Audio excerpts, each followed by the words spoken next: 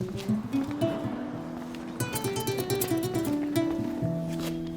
collection was named The Sound of Movement.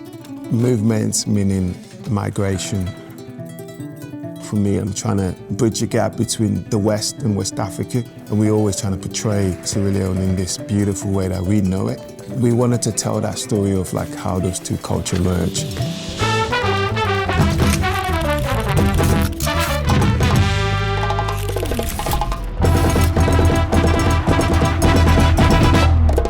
I worked with IB Kamara, I worked with Yinka. All these people kind of bring the collection to life, telling those stories that we wanted to tell. The colors that we use in this collection represent hope and joy.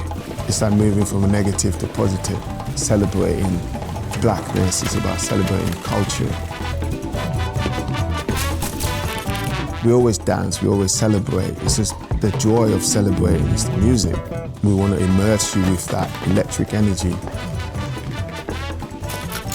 We came from afar, and now we're here, and we're creating stories, we're building a community, we're creating it together as one. And this is the beautiful thing that's born out of it.